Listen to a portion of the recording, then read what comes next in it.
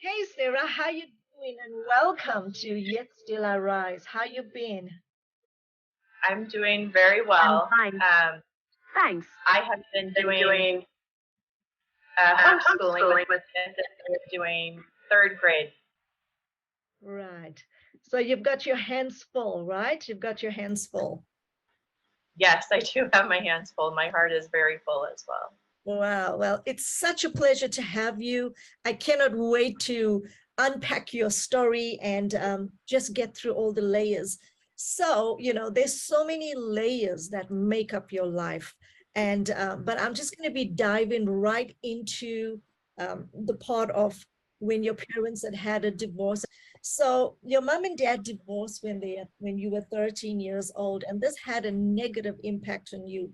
Obviously, you had an estranged relationship with your dad, but the divorce warranted your dad moving out of the house. And this created a huge void because that then severed whatever little relationship you had with your dad.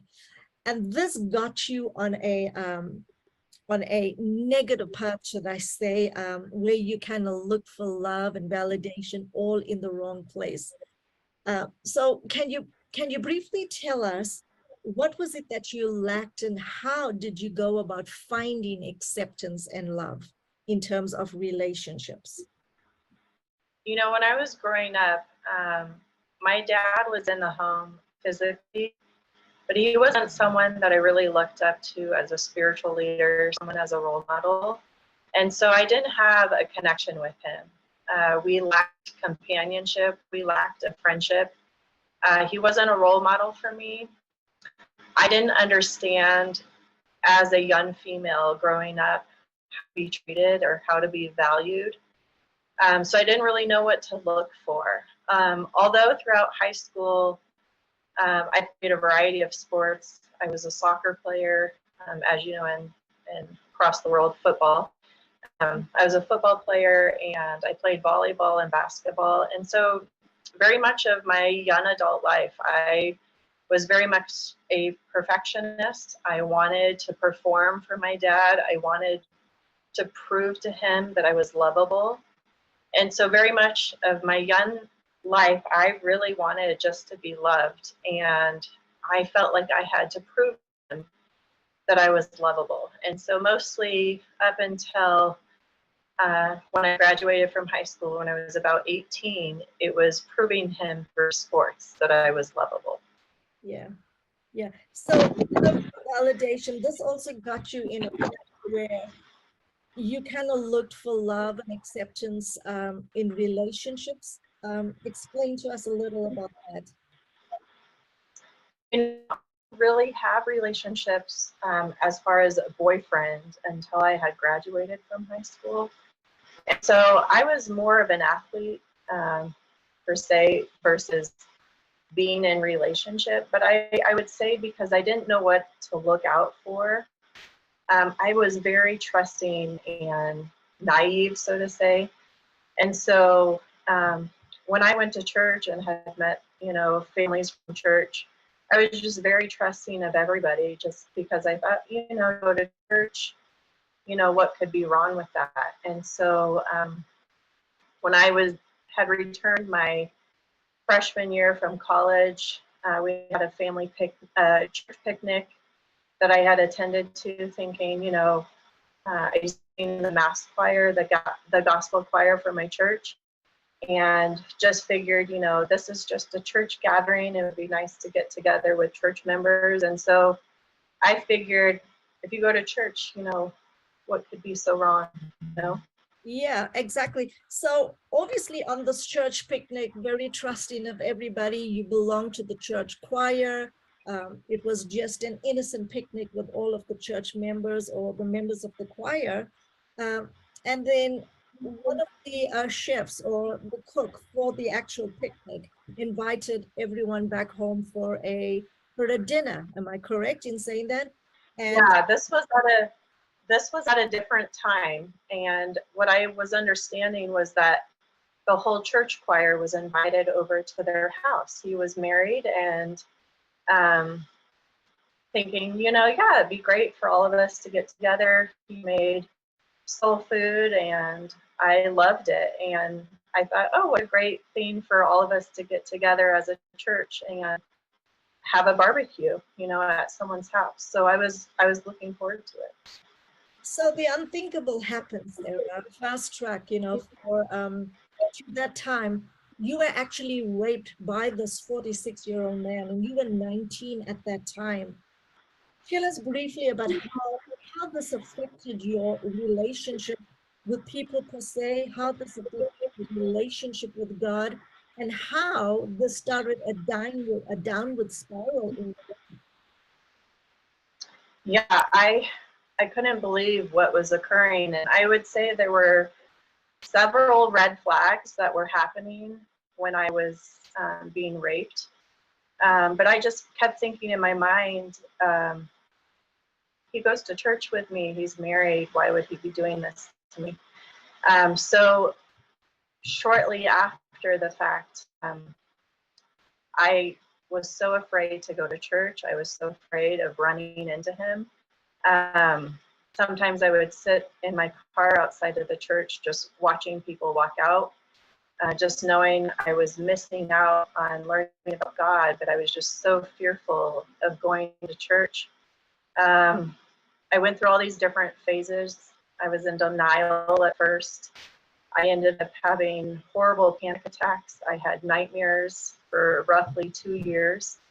I was diagnosed with post-traumatic stress disorder. I had rape trauma syndrome. And so then it just kind of became to me that the Bible was just words. They were just words written in black and white. Sometimes they were written in red, but I really could not connect to God because I really wondered for so many years, this man was 27 years older than I was. He was married. I wondered why God had created me. And after just going through so much, I went through 8 years of just feeling shame. I went to college that first semester after. I was so afraid to tell the university dean of students, what had happened. And I was failing all of my classes. I was put on antidepressants to be able to sleep at night.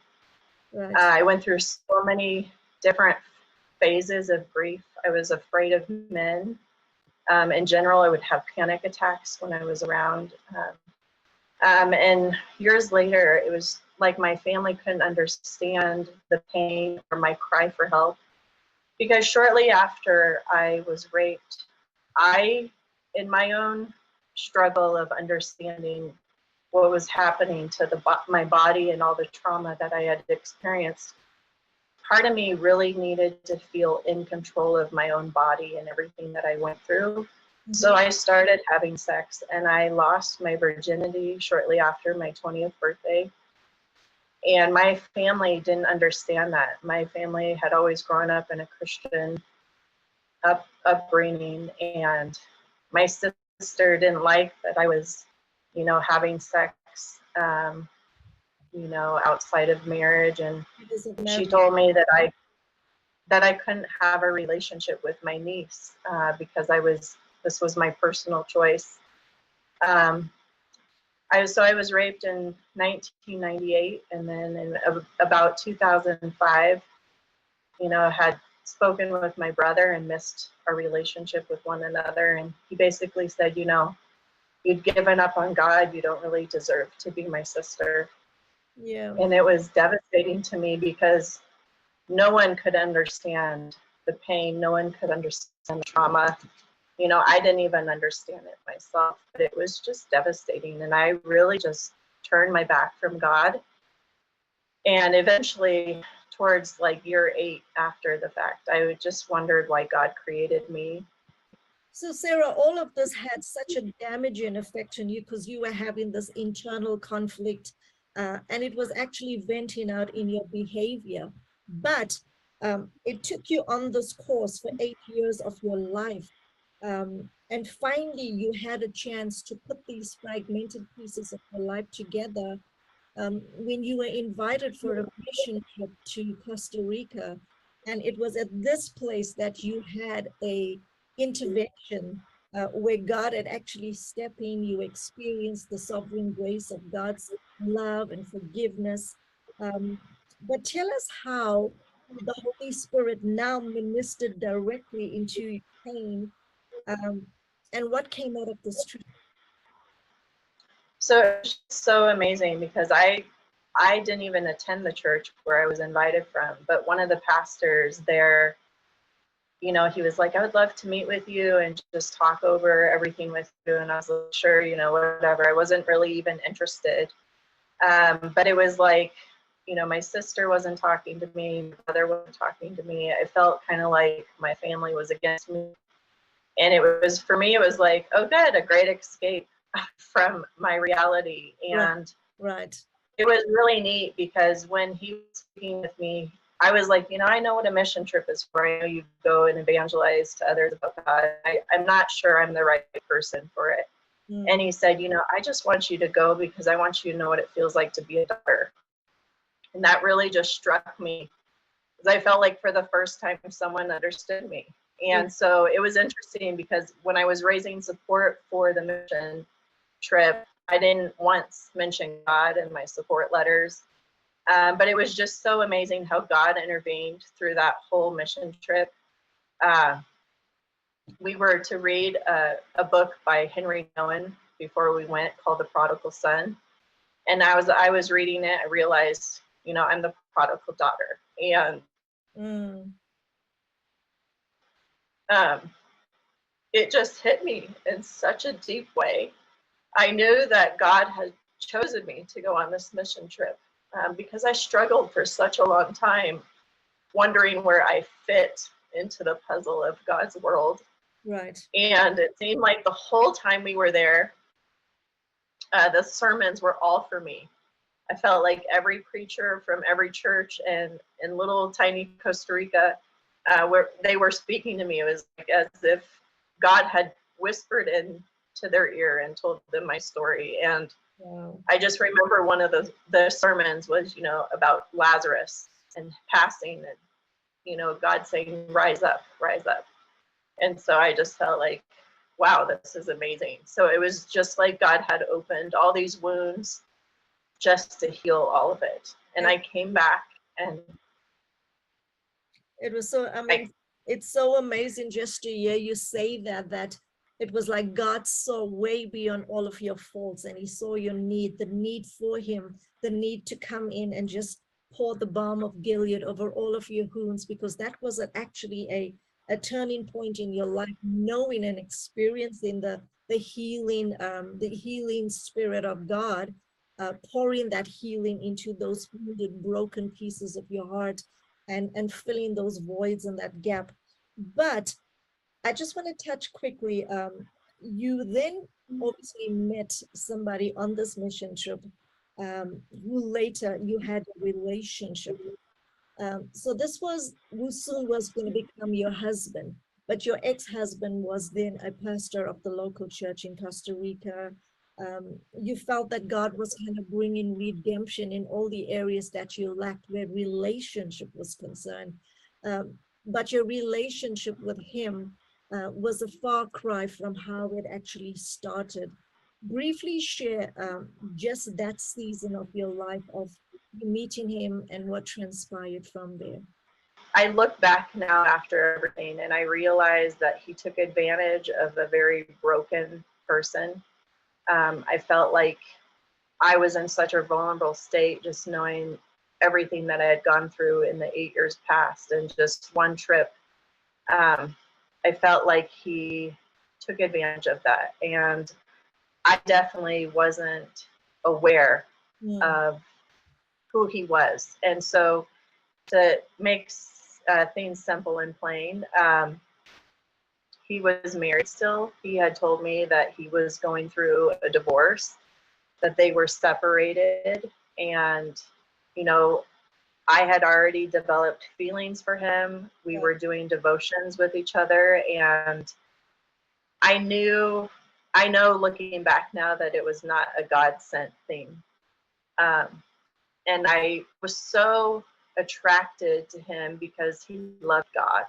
That was the thing that attracted me to me the most to him, Mm. because I was so broken. And I thought, wow, a pastor wants to talk to me. A pastor wants to get to know me, even after all of the brokenness.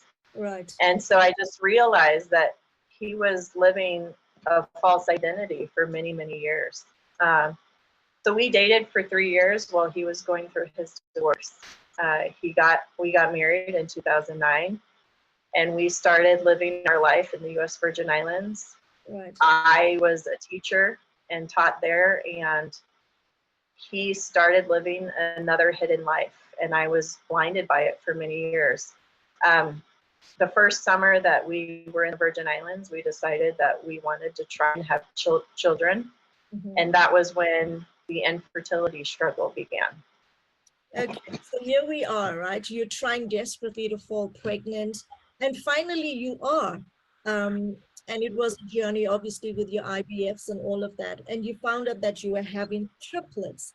Now, this brought about mixed emotions. It was bittersweet because you were sick all the time. Um, your husband now was showing signs of instability where the relationship was concerned. Um, how was your pregnancy during this? What was your state of mind during this pregnancy? Because you were juggling a whole lot of emotions, being ill. um, the bombshell of you having 3 kids was just dropped on you. uh, Having the husband that just kind of, was just so erratic and unstable. What was your state of mind during this time? During the pregnancy, he actually wasn't showing signs of instability. Oh, It okay. wasn't until after the triplets were born that he was like that. So during the whole infertility struggle with the IVF appointments, he came to all of those. He would come to all of my OB appointments. So he was very supportive during the whole process. Okay. Uh, I was really nervous about having multiples, just because I couldn't imagine having 3 at once. Mm-hmm. That was always a shock to me. Yeah. uh, but I was excited to become a mom because it was something I had always desired since I was growing up, and never thought that I would struggle with infertility. I always thought that would have come easy for me. But I was experiencing all the feels of pregnancy. I was really excited. But one of the things that God blessed during my multiples pregnancy was, he told me that he would be glorified in my pregnancy, and God really redeemed my brother. He brought my brother back into my life. He allowed my father and I to have a relationship with each other, and I was just seeing so many awesome things occur during the pregnancy that it was actually a shock when they were delivered. Wow, wow. So after the birth of your children, you battled tremendously with being ill. You were diagnosed with a whole lot of stuff after the birth of your kids as well. Um, and to add to that, your exhaustion levels had just hit the ceiling. I can imagine nursing 3 babies at one go. I mean, you were stretched in directions I cannot even begin to imagine. But it was at this time, then I take it that your husband had showed, displayed shocking behavior to you. Um, can you tell me a little bit about that? Yeah, it was interesting because right before the triplets were born, he became a citizen of the United States. And so I don't know if that was his full purpose and plan in marrying me, because shortly after he became a citizen is when he spiraled down, and he was not kind. I had a very traumatic C-section, almost lost my life on the table. I Mm-hmm. had 4 blood transfusions. I didn't get to see the triplets until the very next day after they were born. So I had preeclampsia, and I was still having effects of that. I had liver issues, and they wanted me to stay in the hospital um, for an additional 4 days, so maybe a total of 9. Um, I couldn't stop bleeding shortly after the C-section and wanted me to have a full-on hysterectomy. Luckily, it stopped, but you know, in the NICU, there were signs of emotional abuse and verbal abuse, and it continued when I brought the triplets home. And then to deal with the domestic violence of that was heart-wrenching to me. Here I was at a very vulnerable state, couldn't stand or sit for more than 30 seconds without feeling of passing out.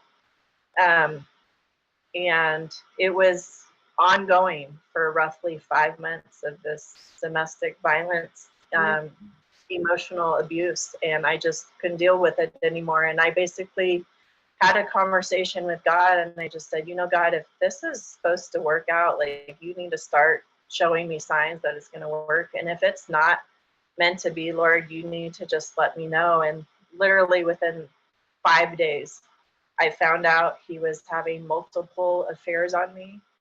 And long after the fact, I discovered, you know, going through counseling at some sort with him at one point, he cheated on me while we were married, while we lived in the Virgin Islands. He cheated on me when I was pregnant with the triplets, and he had affairs on me after they were born. And so I kicked him out of the house. I served him divorce papers, and I started raising the triplets on my own when they were just 5 months old. So here you are post-pregnancy, okay? You home, you are carrying the load of these 3 kids, infant stages, just barely, you know, getting back where they need to be in terms of their health issues, their body weight issues. You are dealing with all of these things. You are recovering from being quite ill. So here you are, mentally and emotionally stretched to the hilt. You are like mentally, physically exhausted, first of all. Mentally, you know, you are like, you felt the walls just closing in. I'd like to know at this point in your life, because where was God? Did you sense God in your life at this time? And how did it feature? How did it feature in your life? Absolutely. My relationship to God was growing because I was doing Bible studies, and I was in the Word of God, and I was attending church. So I really struggled with that lack and approval, you know, early on in life when I didn't have that relationship with my father. And then, you know, after the rape, you know, searching to be found in who I was and my value just within myself. So I really still struggled with the rejection and the abandonment of several people in my family. And even in that, you know, like, God just really directed my life. Like, he's always been just so sovereign, even in my shame and in my weaknesses. So I still struggled with that, but I really still sought, you know, after God. And he was just so faithful to me, even in my doubts and in my sinful nature. Because for me, it was, you know, I sought love, and I sought to be seen and accepted. And at this point in my life, it wasn't that I needed to be rescued per se, but I really wanted to be received. I wanted to be loved unconditionally. Right, absolutely. And God has a way of doing that, where he can penetrate right through the deepest hurt and the deepest pain, and just let his love cover a multitude of all the weaknesses and the shame and the hurt that we feel. But I wanna bring the kids into the mix right now. Um, 3 of them. I've spoken to them briefly before. They are the most amazing kids, and looking at your life and looking at your kids, I can truly say that God is a God that restores. God is a God that brings wholeness out of broken, fragmented pieces of our lives. Um, so tell me a little bit about these 3 adorable kids, and allow you to introduce them to us. Um, God really truly made up for a bad situation and turned it around somehow. So tell me a little about the kids, and what makes up your life right now. You know, the kids are very special individuals. My firstborn is Delano, and he and his brother are identical twins. He's my creative one. He's very artistic. He's brilliant. He has a brilliant mind. He loves learning about cultures in different countries. He loves animals, particularly loves sea life. Yeah. Benson, I would say, is pure genius. He's so smart. He loves science. He loves math. He loves learning. Um, he loves learning so much. He's a very loving and thoughtful kid. He loves learning about countries as well. I can find him copying pictures of countries' flags and telling me all about them. And he just has a mind that just wants to share facts, and he has so much knowledge about the world around me. I'm learning from him. Right. Ava is very athletic. She's super kind. She's such a team player, even on her sports teams. She always wants others to be successful. She's very humble. She's kind of like my little mama. She's a nurturer and a caregiver. So here's Delano. Hey, Delano, how you doing, sweetheart? Good. It's so good to have you on the program today. Hi. How are you? I understand it's your birthday that's coming up real soon. Yeah. It's on the 25th. Yes, I do know that. So tell me a little about yourself. I like to paint and draw a lot, Mm-hmm. and I like to color without the lines being printed, Oh, like wow. painting dogs or cats. I like drawing a lot of turtles, Mm-hmm. and I wanted a turtle lovey, so I got one for my birthday. Wow, you lucky kid. Well done. So thank you for speaking to us. I'd like to talk to Benson, if that's okay with you. Yes. Hey there, how you doing? Good. You good? So Benson, tell me. I understand it's your birthday coming up real soon. So do you have a birthday wish? Yes. And you want to tell us about it? I wish for a what was my wish again? Oh yes, I wish for a snake. Well, I don't know about that. You've got to run it through mom, okay? So but listen, tell me, with your birthday, what special things you would want to do on your birthday? Go to the zoo. Mm-hmm. I'm sure that's doable. I'm sure mom will do that hands down. But the snake, Go to the aquarium. yeah. Okay, so that's that. And tell me, how old are you gonna be? 8. And 8. our birthday's in 8 days. Okay, so you're gonna be 8. Wow. Well, that's quite a young, strapping man that mom's got going there, right? But thank you for your time, and I would like to see Ava now, please. Sarah, Yes.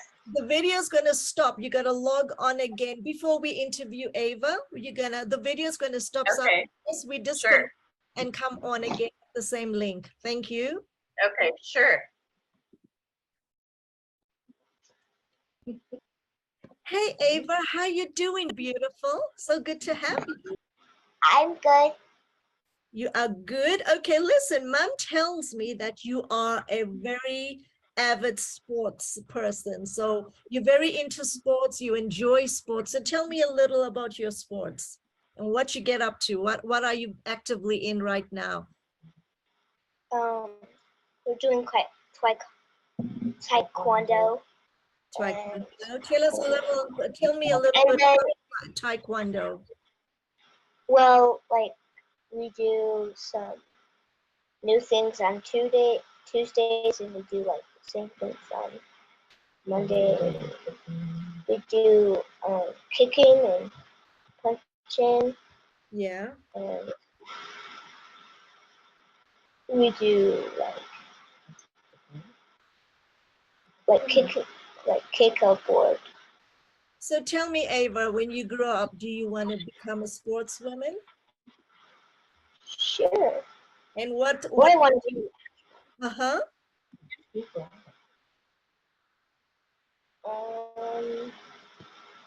Well, maybe I want to be basketball person. Oh, wow. So you've got something to look forward to. And did you start trying out at basketball? No, we're gonna do it in a couple of weeks. Okay, cool. So I understand you have a birthday coming up and you're going to be 8 years old. Wow, that is so exciting. So from what I hear, you guys could be possibly going to the aquarium and to the zoo. Well, that sounds like lots of fun. Is that something that you would want to do with the rest of your brothers?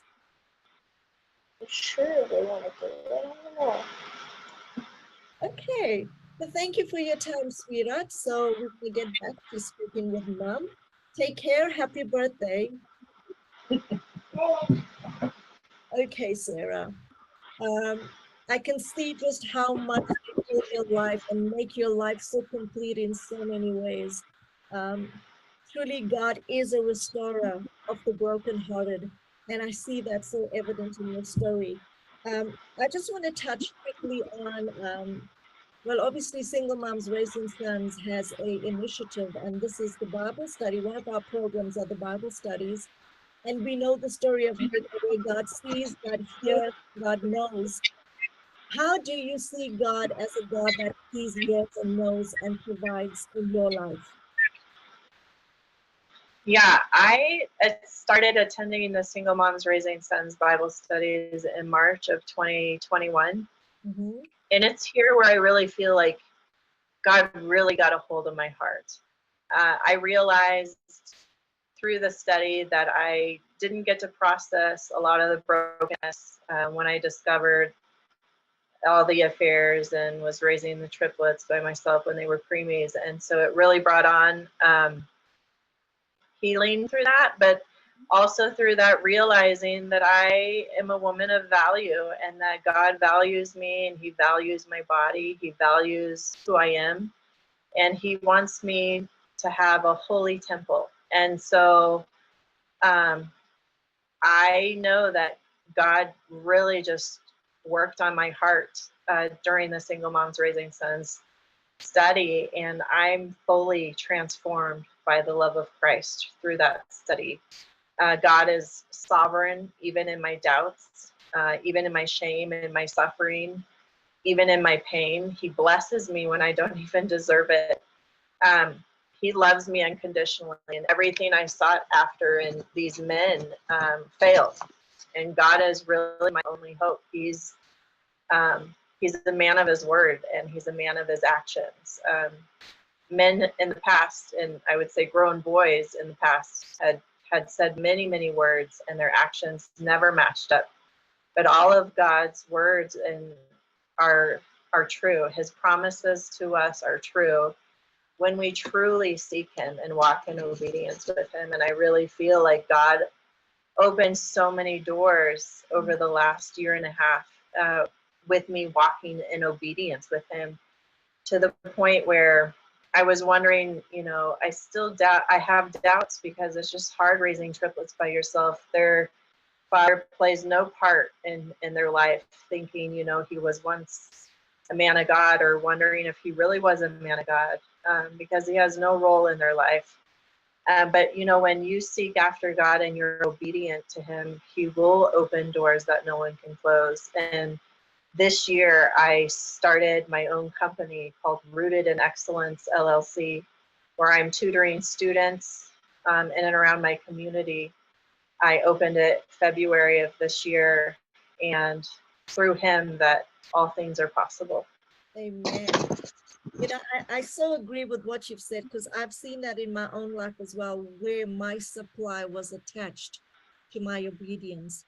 And there's something about being obedient to God, even when you don't know the what, the where, the how, and you cannot even see the road ahead of you. But when you just make a total surrender and a submission to the purposes and the will of God, and you don't have to have it all figured out, because God is a God that sees everything from an aerial view, and he knows the end from the beginning and all the roads in between as well. And I've seen how God has come through in such phenomenal ways in my life, where my supply was attached to my obedience. And I can see that about you as well. And now, Deborah, you get to function in a place where you're so passionate about education, and you get to teach your kids under your supervision. You kind of dictate the pace in terms of what they learn, how they learn it, and how they learning about the precepts of God as well, and how you include that in the curriculum. Um, so your story is so it so resonates with our title, which talks about Yet Still I Rise. Do you think, or what would you highlight about a certain aspect of your life that equates it to the title of Yet Still I Rise?